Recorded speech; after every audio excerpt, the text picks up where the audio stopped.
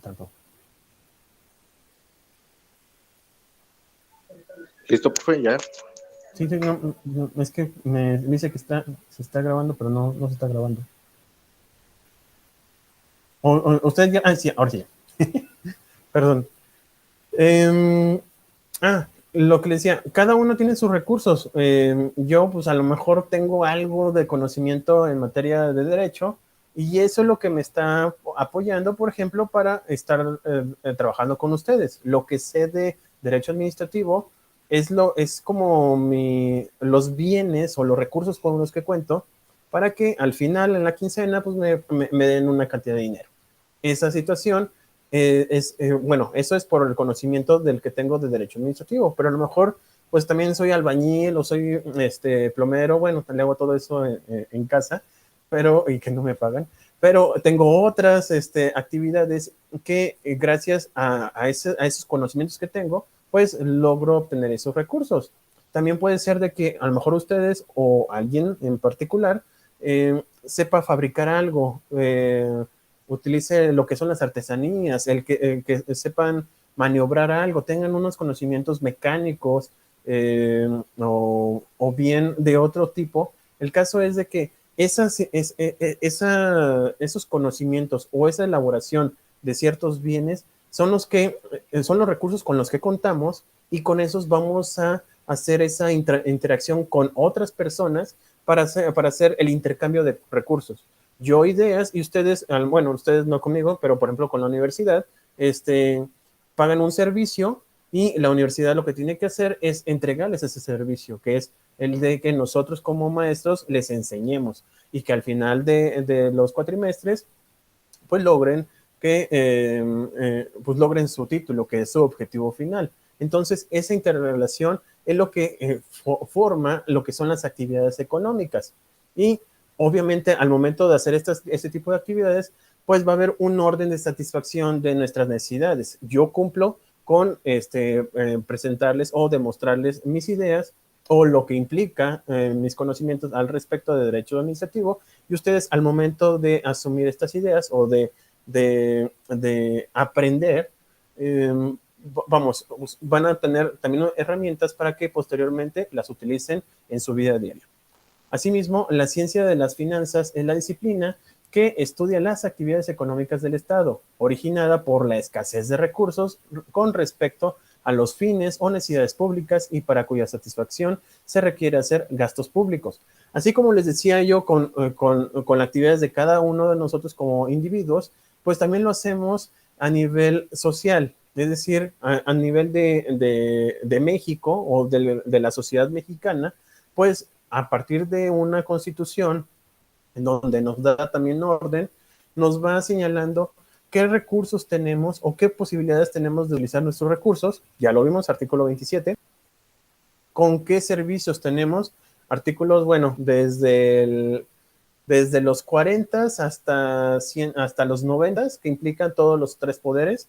Van a ver cuáles son las prestaciones de servicio, por decirlo de una manera, que los tres poderes aportan a la sociedad. Y esta situación o esta interacción es lo que nos va a dar como resultado unas actividades económicas, unas actividades financieras que nos van a estar cada año, nos están dando algún tipo de ingreso y sobre todo el aplicar esos ingresos para un desarrollo en nuestra sociedad. Si se fijan, ustedes pueden ver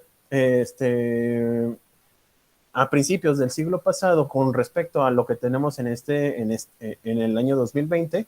Bueno, ustedes busquen en internet cómo era la sociedad en 1910 y compárenla con el año 2010. O sea, la tecnología, la economía, todo lo que ha implicado esos 100 años de desarrollo económico, nos ha cambiado, hasta nuestra forma de vestir es diferente y quizás dentro de 100 años van a ser mucho más, vamos a quedarnos cortos con las tecnologías o con las ideas que tengan aquellas personas y así sucesivamente.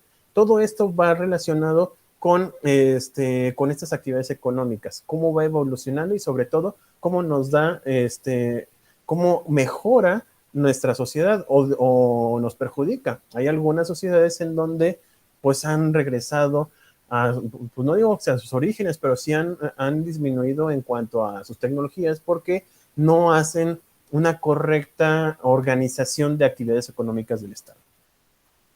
Asimismo, el derecho financiero es una rama del derecho administrativo, por eso lo estamos viendo, y a su vez, una rama del derecho público, que comprende las siguientes materias. Solamente las voy a mencionar para que ustedes las tengan así frescas y cuando empecemos a terminar, bueno, cuando continuemos con nuestro módulo de finanzas públicas o del Estado, pues vamos a irlo recordando. En primer término está el derecho financiero como tal, que es del Estado, y se ocupa de la regulación jurídica del presupuesto o el derecho presupuestal, la gestión del patrimonio del Estado y la realización de principios constitucionales financieros. A partir del artículo 28 de nuestra Constitución, vamos manejando, bueno, 28, 26 y 22, si no me falla, al igual que el 27, se hace este análisis por parte de la Administración Federal y va realizando una serie de ejercicios para idear de la mejor manera la forma en que van a recaudar impuestos, o en este caso ingresos, y cómo los van a gastar. Esa situación, eso de cómo vamos a obtener ingresos y cómo es que vamos a erogarlos, esa es una actividad que se hace cada año porque así está establecido. Un ejercicio fiscal es de un año para ver, da parámetros a corto plazo para ver en qué actividades se tiene que mejorar o en qué actividades ya están en su tope y se requiere mejor desplazarnos a otras actividades que están por evolucionar o que están necesarias de algún ingreso extra, ¿ok? También está lo que es el derecho crediticio del Estado, las inversiones estatales y la deuda pública nacional. Esas es otras actividades en las que el Estado puede obtener ingresos. Tenemos lo que es la deuda interna y la deuda externa. Y sobre todo, este tipo de deudas son las que nos dan algún colchón para sostener nuestra sociedad. Digo, gracias a este tipo de actividades que hace el Estado, hemos podido sobrevivir mucho tiempo. Sí, está muy grande la deuda y la verdad es que no sé si sea tan sano como los tenemos actualmente. Si mi memoria no me falla, son alrededor de 800,000 millones de pesos aproximadamente lo que es nuestra deuda interna. Y casi, no me acuerdo si son, no me acuerdo si son como 10,000 millones de dólares lo que tenemos de deuda externa. Pero eso, no, y se me hace poquito. Es muchísimo dinero lo que tenemos por deuda y sin embargo lo estamos sosteniendo. Pagamos mucho a nivel internacional respecto a ciertas deudas que tenemos, sobre todo en el Fondo Monetario Internacional, pero también tenemos deudas con otros estados. Afortunadamente no estamos en el siglo XIX, en donde la única forma que para nuestros acreedores era cobrarnos ese dinero, pues era a través de guerras. Pregúntenle a Francia y pregúntenle a Francia, España y, si no me falla, Estados Unidos, que gracias a ese tipo de esas actividades de deuda, pues prácticamente nos dejaron en bancarrota. Hubo momentos en donde hubo incluso la idea de separarnos como país precisamente por estas cuestiones.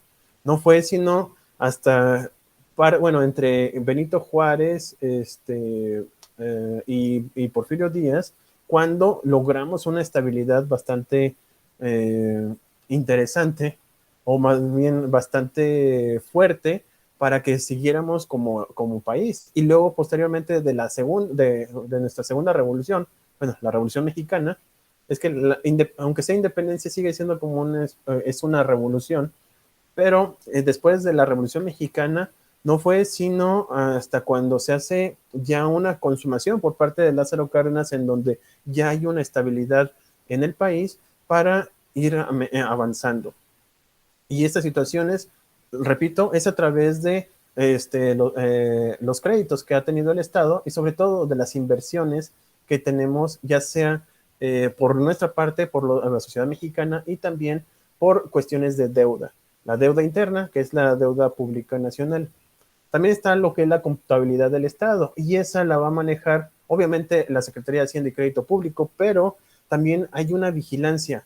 No sé si lo vieron ya en Derecho Constitucional o no sé si ya vieron Derecho Constitucional, pero hay algunas actividades que son administrativas que lo realizan los otros poderes para hacer una regulación en cuanto a, vamos, a que si bien cada uno tiene su poder y ese poder está topado con lo que señala la Constitución, también existen algunas actividades transversales que algunos de los poderes aplica para los demás poderes, para que haya un balance, le llamamos check and balance, que es revisar lo que el otro está haciendo. El hecho de que uno haga algo no implica que no tenga una supervisión. Por eso están los otros poderes que lo van a verificar. Por eso cuando hablamos de inconstitucionalidad por parte del Poder Judicial, es porque va a estar revisando lo que está haciendo el otro poder. El Poder Legislativo se encarga de hacer las leyes, pero hay algunas leyes que a lo mejor por ignorancia o a lo mejor por estrategia violan algún derecho humano, y están los otros poderes a través de la Comisión de Derechos Humanos o bien a través del Poder Judicial, a través de la Suprema Corte de Justicia, que va a limitar o va llevar a buen camino, a buen orden, lo que realiza el Poder Legislativo. Bueno, también hay dentro del Poder Legislativo hay algo que le conocemos como la Auditoría Superior de la Federación, y se va a encargar de revisar la contabilidad del Estado. Lo que aporte o lo que realice el Poder Ejecutivo, el Poder Administrativo, o también lo que haga el Poder Judicial en todos sus niveles, llámese Estado, federal, estatal o municipal, van a revisar si existe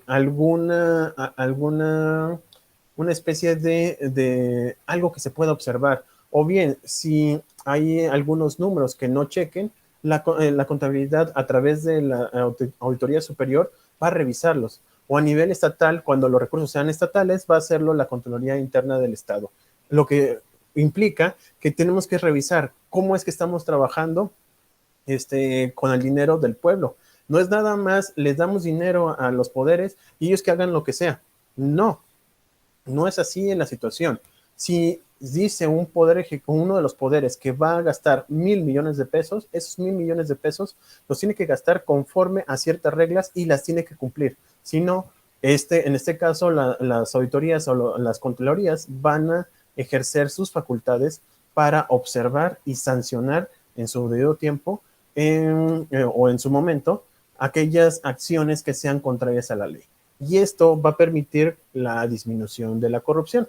Y pues yo diría que es muy bonito, pero la realidad es que, híjole, en muchas ocasiones no se da.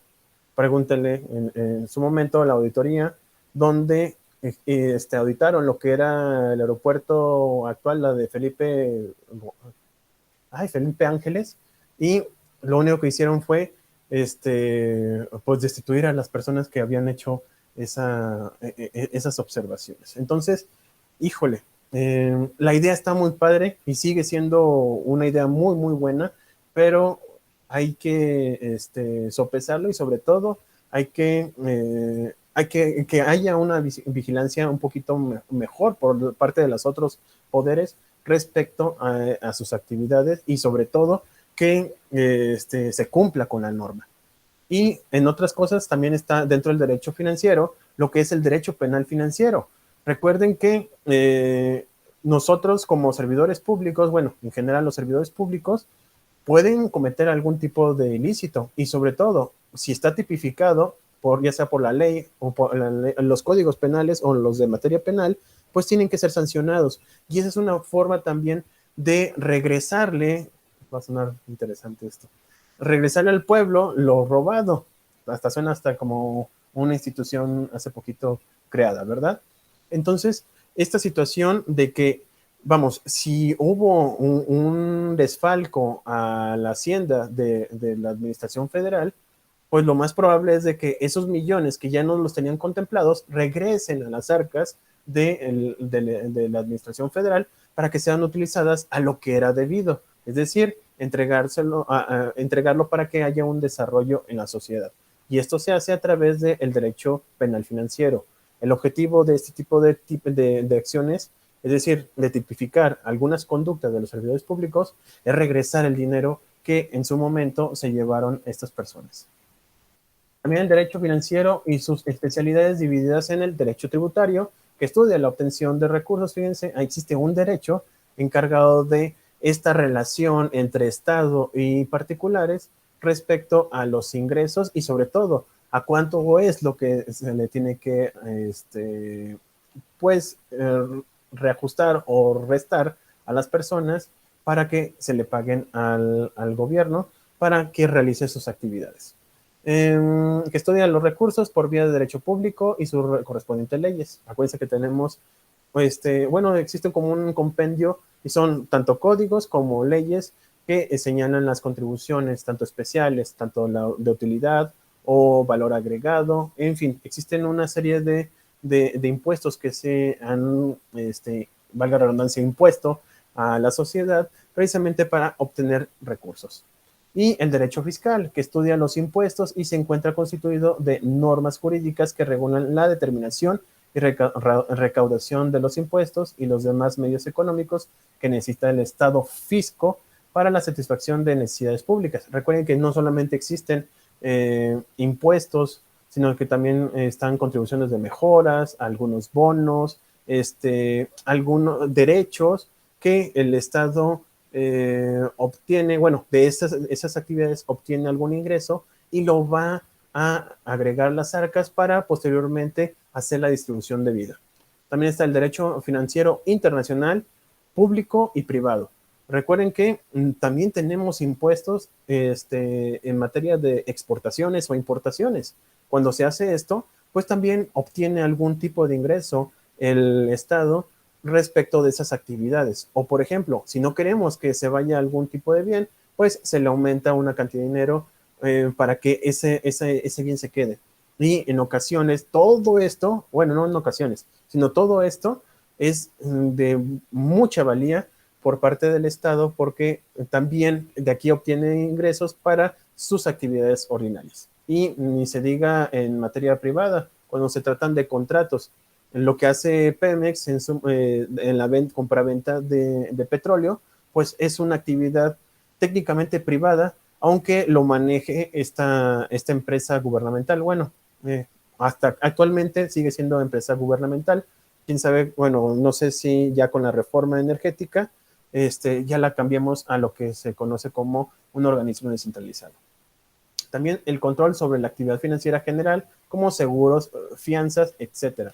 No solamente se va a regular los ingresos que se encuentran o que son para el Estado, sino también va a regular aquellas acciones o aquellas, acciones financieras que impliquen algún tipo de riesgo para el Estado. Puede estar obteniendo ingresos el Estado, pero también tiene que velar por aquellas actividades que por sí mismo impliquen alguna inestabilidad económica.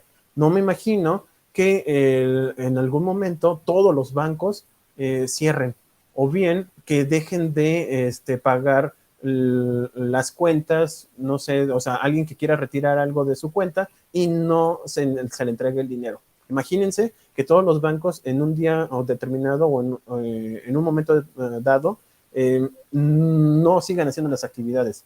Pues eso va a generar una crisis, va a generar un problema como pasó en Argentina, que llegó un momento en donde no tenía dinero los bancos para estarle entregando a su persona y vean cómo les fue. Actualmente tiene una devaluación. Hace como, ¿qué serán?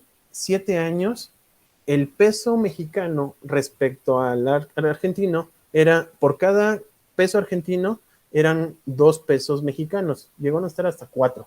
Actualmente, por cada peso mexicano, por cada peso argentino, implica 50 centavos mexicanos. O sea, se devaluó eran 2 pesos, entonces se devaluó una cuarta parte, o sea, llegó hasta una cuarta parte el peso argentino y fue precisamente por estos problemas financieros.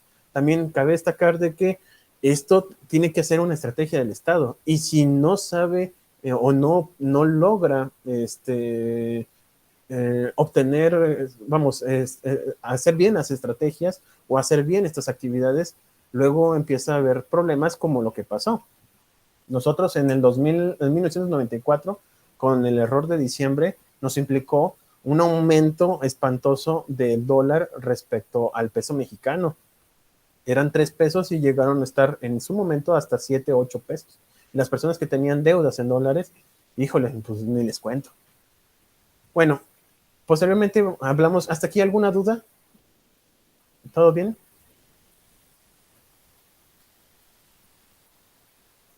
Sí, todo bien. Perfecto. Bueno, respecto a las finanzas públicas, constituye una disciplina que estudia las actividades del Estado. ¿Se acuerdan lo que les decía de la planeación y las actividades que ustedes hacen? Eso es básicamente un análisis de las aptitudes y actitudes que tiene el Estado para obtener ingresos. Ustedes, si se ponen, si se hacen una lista en un cuaderno y van viendo en qué son buenos, o en qué pueden obtener alguna actividad o algún tipo de ingreso, lo van aplicando, lo van anotando y posteriormente ustedes pueden establecer qué les gusta más para trabajar. Generalmente, entre más conocimientos tengan, pues tienen un amplio abanico de oportunidades para ejercer sus trabajos. Si tienen, por ejemplo, una licenciatura, es un ejemplo, una licenciatura en Derecho, pues no solamente van a litigar, pueden entrar también al servicio público, pueden entrar a dar clases como un servidor, o pueden darse la tarea de escribir. Si se fijan, empieza a haber una serie de abanico de oportunidades para ustedes. También pasa lo mismo con el Estado. El Estado va primero revisando qué actividades son buenas. Por ejemplo, no podemos, no sé, por ejemplo, titanio, la explotación de minería en materia, en titanio en particular, pues no se puede aquí en México porque no tenemos minas de titanio. Entonces, lo podemos quitar dentro de las actividades que pudiese hacer el Estado. O en todo caso, tendría que investigar, revisar si hubiera alguna minería de titanio aquí en México. La verdad es que no se puede. O peor, o a lo mejor, no sé, es titanio, también hay otro, platino, no tenemos una mina de platino. A lo mejor si fuéramos a Sudáfrica, a lo mejor ahí sí habría la posibilidad, porque allá sí hay minería. Se fijan, nosotros tenemos algunas actividades que por sí misma no podríamos hacer. O por ejemplo, Bolivia no podría pescar porque necesita un lugar, bueno, necesita tener salida al mar y no la tiene. Y no podría tener esa actividad. Hubo otros, por ejemplo, creo que Austria tampoco tiene esa posibilidad de que, sí, de hecho, no tiene salida al mar y lo único que podría sacar es otras actividades porque respecto a la pesca se les sería imposible. Así, el Estado revisa, gracias a que estamos en un lugar estratégico en el continente americano, estamos rodeados prácticamente de ambos lados, nomás faltaría la frontera, pero en la frontera también tenemos ríos, estamos muy vastos de actividades que podríamos realizar como mexicanos, bueno, como sociedad mexicana. El problema es, ok, tienes todos esos recursos, ahora vamos a ver si puedes activarlos. Es decir, si tienes los conocimientos o tienes las personas indicadas para poderlo explotar. Podemos tener, por ejemplo, minería, pero no tenemos, o tenemos minerales, pero no tenemos como el conocimiento o el Estado no ha invertido para obtener o revisar en qué lugares de México pueden tener minería. O por ejemplo, lo que está pasando ahorita, litio. El litio, pues ya sabemos que tenemos como una reserva bastante importante, pero a lo mejor no tenemos los elementos para poderlo explotar. No sé, todavía no sabré decirles porque apenas está como que se está apenas aplicando estas actividades. Entonces, pues a lo mejor tenemos los bienes, pero no tenemos las manos o no tenemos la forma de explotar ese tipo de bienes. Y eso ha pasado en México de que, pues sí tenemos los recursos, pero no podemos explotarlos o no sabemos cómo explotarlos. Y esa situación implica también una baja de finanzas. O sea, si tienes vamos, en tu subsuelo tienes oro, pero como no los puedes excavar, pues no lo tienes. O sea, sí lo tienes ahí físicamente, pero para obtenerlo, pues necesitas recursos, necesitas activar, perdón, la administración para que puedan explotarlos y no lo hacemos. Y por eso lo que hacemos es concesionarlo con aquellas empresas que sí lo logren hacer, como es el caso de México con Canadá, en donde ellos están explotando las minas de oro y a México le están dejando solamente los impuestos. Esta situación es lo que, repito, lo que tiene que revisar el Estado. Con qué cuentan, no solamente con bienes, sino también con profesionales o con el servicio adecuado para poder hacer estas explotaciones y sobre todo, cuánto es el dinero que tiene. Si tenemos esa posibilidad de comprar maquinaria, pues lo vamos a comprar para poder explotar. Pero si no contamos con el dinero necesario, pues simplemente no lo vamos a hacer. ¿Se fijan? Esto es como una serie de listas en donde nos va a señalar qué podemos hacer y qué no podemos hacer. Y sobre todo, con qué tenemos o qué no que no tenemos para poder realizar las cosas. Si ustedes quieren utilizar su carro, pero ahí lo tienen, pero no tienen dinero para echarle gasolina, pues de nada les va a servir tener el carro allí. Esta situación, pero sí pueden utilizar ese dinero, por ejemplo, para ir en autobús a otro lugar. Se fijan, son como situaciones estratégicas para poder pues desarrollar la economía aquí en México. Las finanzas públicas tienen por objeto de estudio los fenómenos financieros concernientes a las personas públicas, a los mecanismos que se relacionen y a las reglas jurídicas que lo rigen. Es decir, se encarga del estudio y los mecanismos por los cuales las colectividades públicas determinan los gastos, los cubren y reparten las cargas entre las sociedades. Es lo que les digo. Si ya sabemos qué es lo que tenemos, ahora vamos a aplicarnos con qué lo vamos a hacer. Si tenemos, si no tenemos el dinero, pues vamos a ver a quién se lo vamos a encargar. Y generalmente es a la población. Cuando no se tiene dinero, lo único que se hace es aumentar impuestos o bien crear nuevos impuestos. En su momento, en el siglo XIX, había impuestos hasta por los perros y hasta por las puertas y ventanas. Cosa chistosa. Cuando pasó eso con Santana, pues la gente lo que hacía era, entre otras cosas, si tenían una puerta y tenían 3 ventanas, entonces tapaban la puerta para no pagar el impuesto de la puerta y tapaban 2 ventanas y dejaban una en la cual podían, en esa ventana entraban y salían de la casa. Ese tipo de situaciones llegan a esos absurdos y eso es porque no hay unas buenas finanzas públicas. Al momento de que hay más impuestos o son más rígidos los impuestos a la población y no se está viendo reflejado en la propia sociedad, o sea, que hay un desarrollo, aquí es donde hay un problema, porque hay un momento en donde hay más ingresos o se está logrando en la recaudación de impuestos, pero no se está utilizando esos impuestos en lo que implica, bueno, lo que realmente requiere la sociedad. Eso pasa o ha pasado mucho, por ejemplo, en instituciones de salud. O sea, ¿cuántas veces hemos visto, sobre todo en los reportajes, cómo se paga mucho impuesto? Vamos, en este año, no lo vamos a ver creo en su momento, pero se piden como ingresos 7 billones de pesos, pero no son suficientes para que una persona tenga sus medicamentos en el Seguro Social.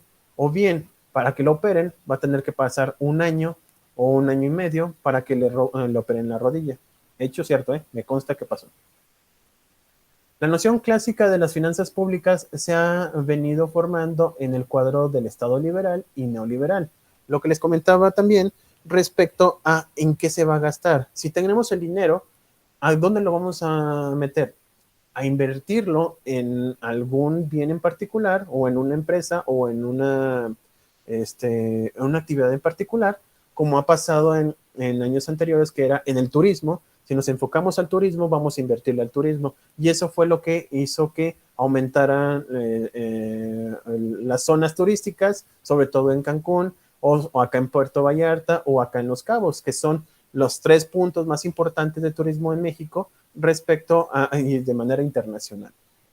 O bien, o ya no hacer esas actividades y enfocarnos en la producción nacional. Es decir, en lugar de invertirlo en turismo, lo vamos a invertir en la agricultura, en la ganadería mexicana, para lograr exportar esos bienes. También se puede hacer y es válido, pero necesitamos obviamente una idea. Si no tenemos una idea de dónde vamos a llevar a cabo nuestras actividades, pues vamos a tener un despapalle, como puede pasar, bueno, del francés desorden,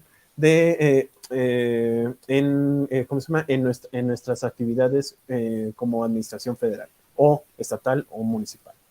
Las finanzas públicas se caracterizan por su naturaleza administrativa, su volumen y su régimen jurídico. Entre más cantidad de recursos reciba alguna de las administraciones, pues más responsabilidad va a tener y sobre todo va a tener que cumplir con cada una de ellas y ser revisado por parte de la Auditoría Superior de la Federación o bien a través de diferentes mecanismos fiscalizables como lo son este tipo de organismos o bien los propios poderes tienen estas funciones de revisar las cuentas de cada uno de sus poderes. El Estado moderno está sujeto a una profunda transformación. Por un lado encontramos los problemas locales y nacionales y por otro la problemática internacional. Recuerden que las finanzas públicas también dependen muchísimo de lo que pase a nivel mundial si nuestra forma de trabajar es internacional, es global. Si nosotros, por ejemplo, el aguacate, que es uno de los bienes o de las frutas más cotizadas a nivel internacional, sobre todo en Estados Unidos, sobre todo cuando pasan algunas actividades, pues si por alguna razón México deja de producir ese producto, en este caso el aguacate, híjole, pues no saben cuántas pérdidas millonarias va a tener México, en particular la empresa, y la empresa no va a poder pagar impuestos y se desencadena una serie de problemas que nos afectan a nosotros como sociedad. Entonces, también las finanzas públicas implica lo que pasa aquí en México, pero también lo que pasa afuera.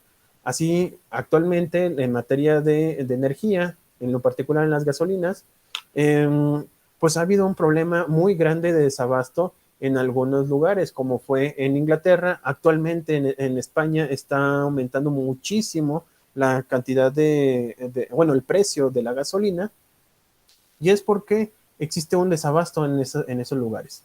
Hubo, así como nos pasó, no sé si a ustedes les tocó, en el 2019, que esa fue por una situación estratégica, hubo un cambio en bueno, en algunas situaciones que posteriormente se los puedo contar, pero el caso es de que estábamos con unas pilotas nomás para obtener una cantidad de litros. Y era, bueno, yo me acuerdo que fue a salida a México, la fila si era de 3 kilómetros, se me hacía poquito. Así también estaba pasando, repito, en Inglaterra, en donde allá sí hubo desabasto, o sea, no había forma, y sobre todo en una isla, en esa isla no estaba llegando la gasolina, y vean lo que pasó. Y lo que está sucediendo actualmente en España, que ha habido un aumento muy considerable en el precio de la gasolina. Bueno, a ese tipo de cosas también México tiene que velar porque no nos afecte.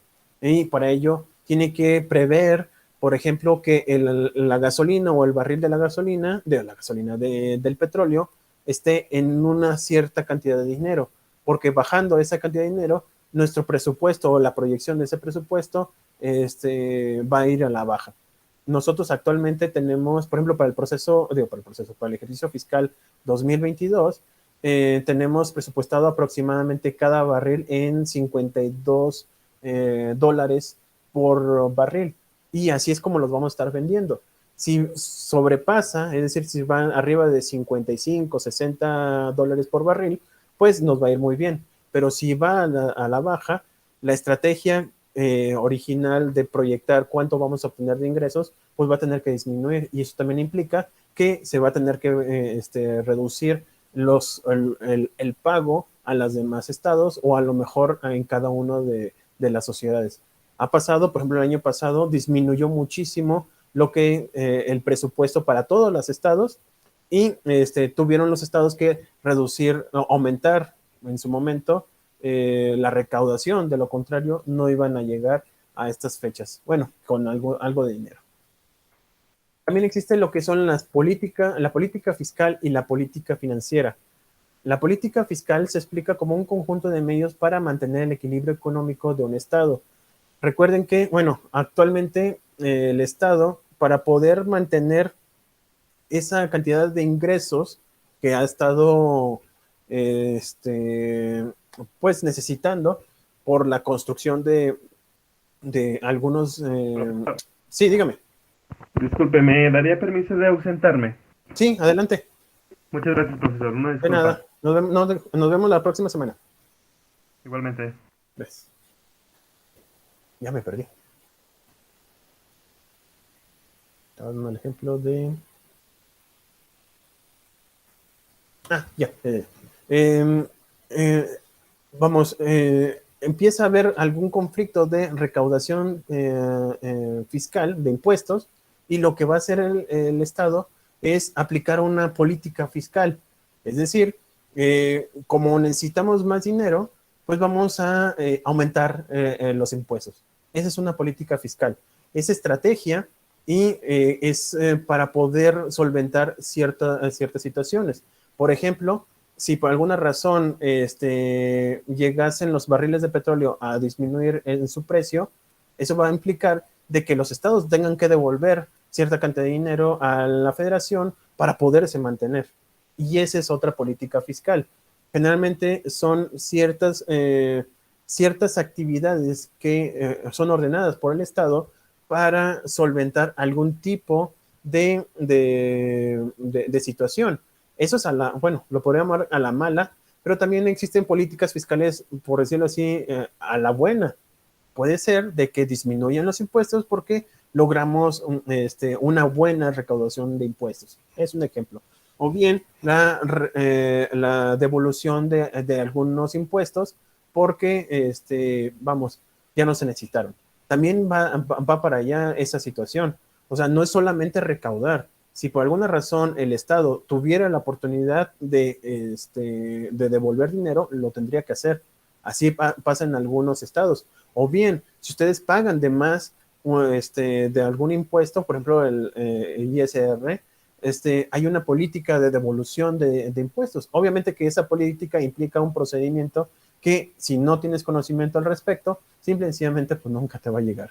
Pero en general sí te tendrían que dar eso, y es otra política. O bien, cuando hay alguna situación de desastre natural, puede ser de que el Estado implemente una política fiscal de exención, o bien de amortizar, algún pago de un impuesto. Si, por ejemplo, que pase un huracán y pues básicamente pues ya no tienes casa, o ya no tenías una empresa y esa empresa desapareció con esta tragedia, pues sería casi el colmo de que llegara el Estado y levantar la mano para pedirte el impuesto o los impuestos. La verdad es que tiene que haber algo. Generalmente lo que se hace es, a través de un decreto, se da esa política, y a las personas que demuestren de que tuvieron algún problema por ese tipo de desastres naturales, simple y sencillamente se les va a permitir, no se les condona como tal, sino que se hace como una amortización del pago de impuestos, o bien se le disminuye a un lugar o a un tipo de, bueno, alguna sociedad o a una área en particular, se les va a extender o se les va a quitar algunos impuestos, porque en lugar de que los pague al Estado, mejor utilizan ese dinero para reconstruir ya sea la empresa o su casa, y a partir de ahí tener suficiente dinero posteriormente para poder pagar los impuestos. O sea, si todavía tiene ese problema y todavía le cargas más la mano, pues nunca va a solventar por un lado no va a tener la empresa, y por el otro lado no va a poder pagar al Estado. También existen las políticas financieras.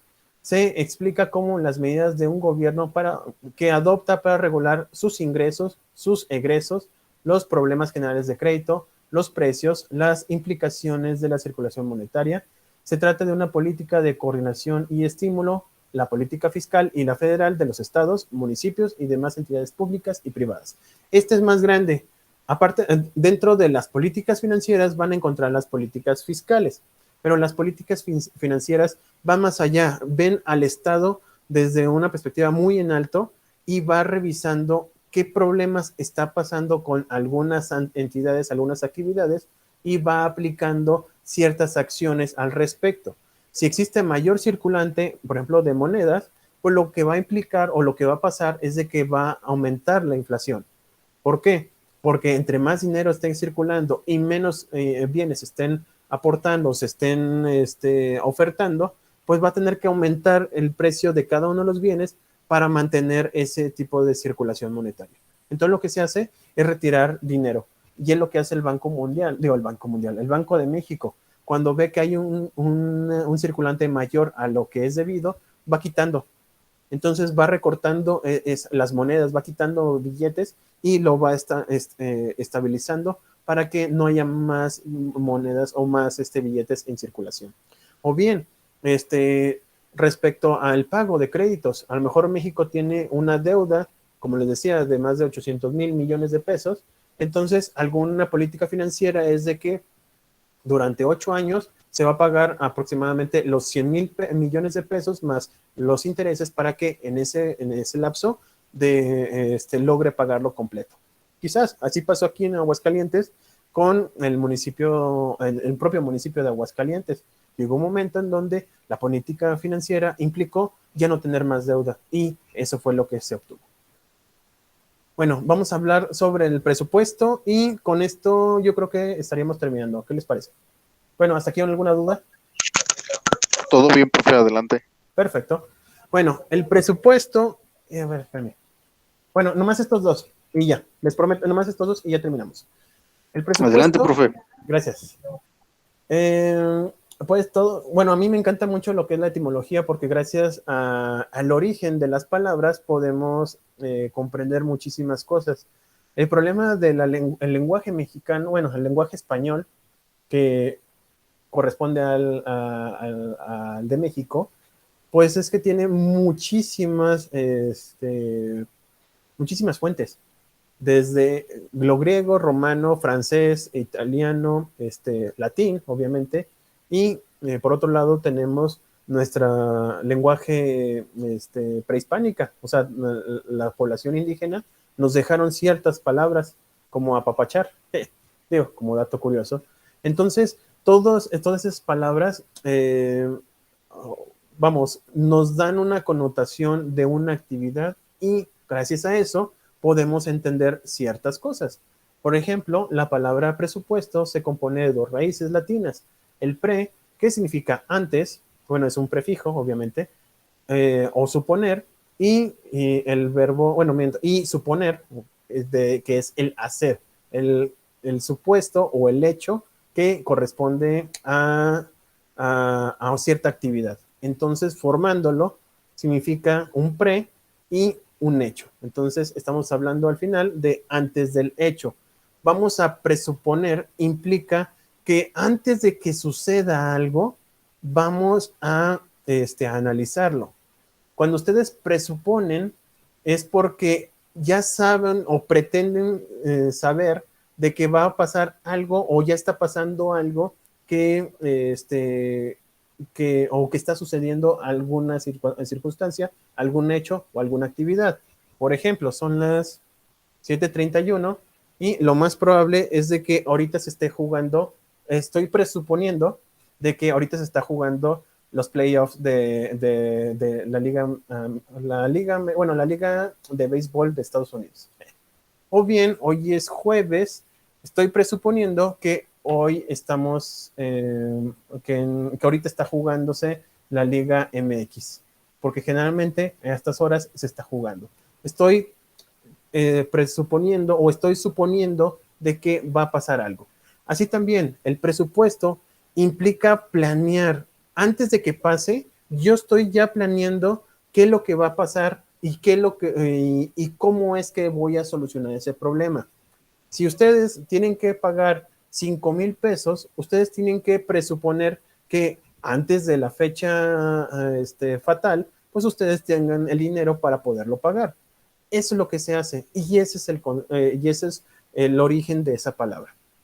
El concepto es la técnica de planeación y de predeterminación de cifras sobre bases estadísticas y apreciaciones de hechos y fenómenos aleatorios. La estimación programada en forma sistemática de las condiciones de operación y de los resultados a obtener un organismo en un periodo determinado.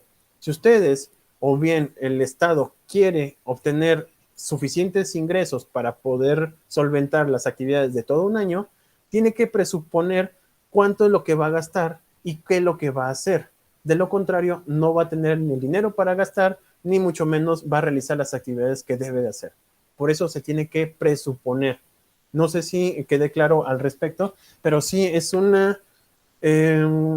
no digo que es así como de adivinanza, no puede ser adivinanza o hacer algo muy esotérico, tampoco puede ser, no puedo señalar que va a pasar algo, pero sí va a pasar o debemos presuponer que va a pasar. ¿Cómo es eso? Si quiero construir una carretera que para que se concluya el próximo año en diciembre, pues yo tengo que primero presuponer o hacer un presupuesto del dinero que voy a necesitar para poder concluirlo el próximo año, esa carretera. Entonces lo que hago es, ¿cuánto es lo que me ha costado, por ejemplo, realizar la carretera, una carretera que haya hecho anteriormente? A partir de ahí, checa los kilómetros que se construyeron, los kilómetros, cuánto costaron en su momento, y con eso puedes determinar, por ejemplo, cuánto es lo que te vas a gastar el próximo año de dinero. Y a partir de ahí estás presuponiendo, estás dándole como un margen de dinero y sobre todo de tiempo para su realización. Eso es presupuestar. Orígenes y evolución del presupuesto, y ahora sí les prometo que este va a ser la última diapositiva de hoy. La idea de presupuestar ha existido en la mente de la humanidad desde siempre, o sea, siempre hemos presupuesto. Y lo demuestra el hecho de que los egipcios hacían estimaciones para pronosticar los resultados de sus cosechas, de trigo, con el objeto de provenir los años de escasez. ¿Alguien, como dato curioso, alguien conoce la historia de José? José el Soñador. No, profe. Okay. Bueno, de hecho hay una película, una caricatura de él. José el Soñador interpretaba los sueños de todos. Hubo un momento en donde lo atrapan y cuando lo atrapan, pues está con dos personas y pues platicando, uno de ellos le señala lo que soñó y pues lo que le dice José es que pues que se iba a morir. Le interpretó ese sueño y le dio pues la respuesta, y en efecto, a los pocos días pues lo mandaron a la otra vida. Y la otra persona también le dijo sus sueños con el temor de que a lo mejor también le dijera lo mismo. Y esta vez le dijo que iba a sobrevivir, que iban a pasar una serie de cosas y que al final lo iban a dejar libre. Y en efecto, no solamente lo dejan libre, sino se vuelve como amigo o más cercano al faraón. Y el faraón, en una de esas, tenía un sueño recurrente de lo que eran de 7 vacas gordas y 7 vacas flacas.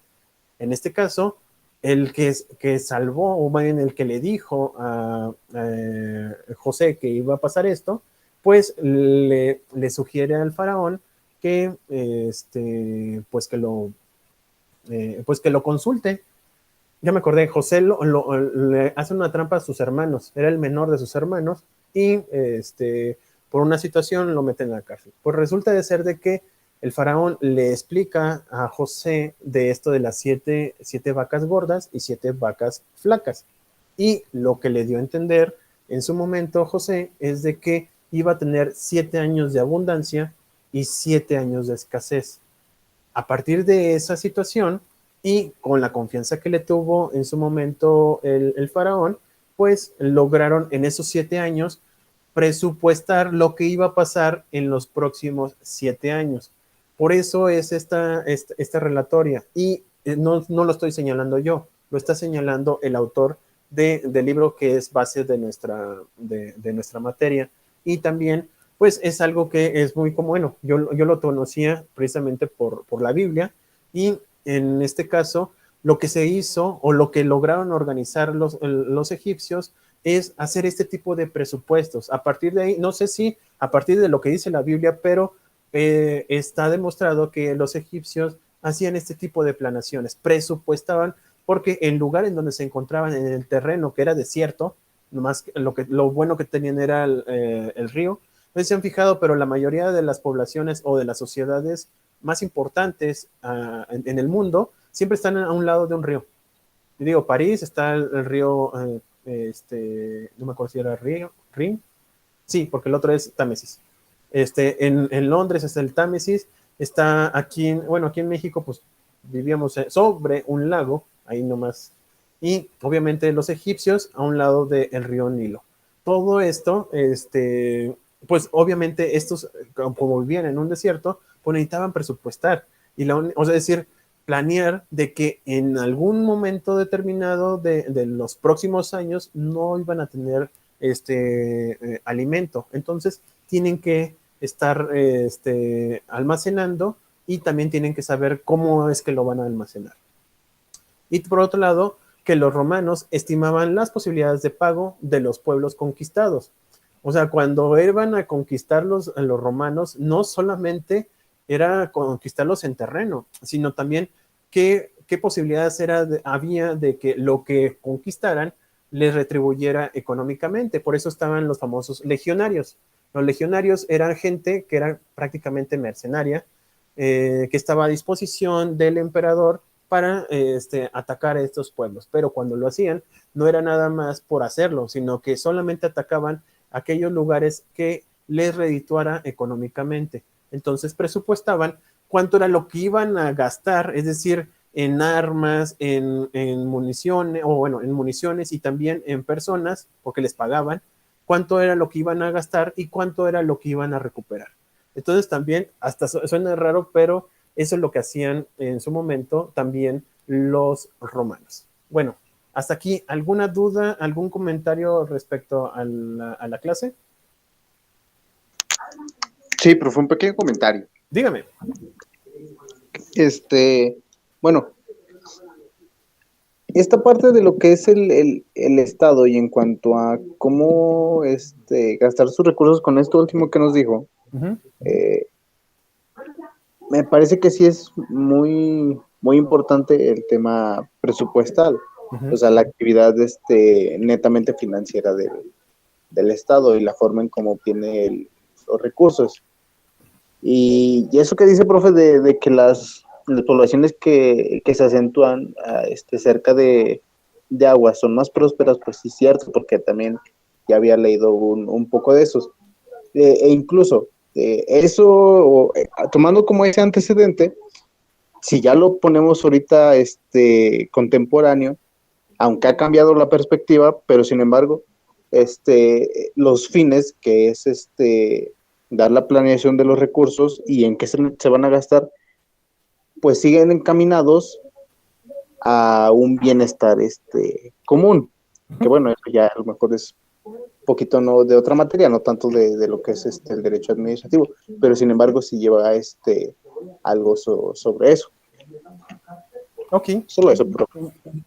Sí, de hecho, bueno, es un hecho que para que prospere una sociedad tiene que estar en un lugar en donde esté abundante de ciertos bienes.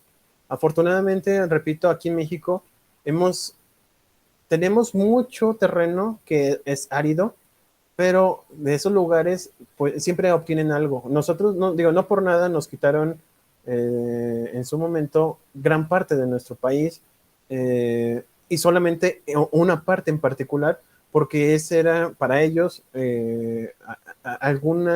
tenían una idea, un proyecto que era el cruzar de un océano a otro, pues no es su imperio, sino más bien su país.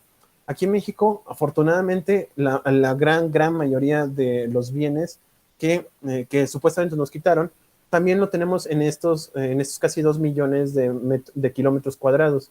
Y la gran mayoría de nuestras poblaciones se ha ubicado en estos lugares en donde son abundantes en frutas, bueno, más bien en frutas, en bienes o recursos porque eso implica un desarrollo muy amplio.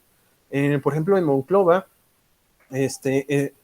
prosperó muchísimo tanto lo que era el acero, porque estaban a un lado de un río, y ese río se abastecían ya sea para enfriar estas fundidoras, y sobre todo alcanzar un desarrollo industrial bastante importante. Bueno, ya después de que se acabaron el río, pues ya tuvieron que hacer otras cosas, pero en particular el hecho de que tuvieran esos recursos a la mano implicaba que hubiera un desarrollo social. Y así pasó y ha pasado a través de nuestra historia, y es por esta situación. ¿Sale? Bueno, si no tienen alguna otra duda, algún otro comentario, les agradezco muchísimo el que hayan asistido a esta clase, y la próxima semana pues nos vamos a estar viendo allá salvo otra cosa que nos diga el profesor David, estaremos dando la clase allá en la universidad. Descansen, tengan un bonito fin de semana, y en un ratito más, bueno, mañana más tarde al mediodía, ya les voy a poner la actividad de esta semana. Ya saben que son 2 preguntas relacionadas con lo que hemos visto en estos dos días. ¿Va? Enterrado. Salte, Va, profe. nos vemos de aquí. Nos vemos la siguiente semana. Nos vemos, descansen. Igualmente, profe, gracias. Yes.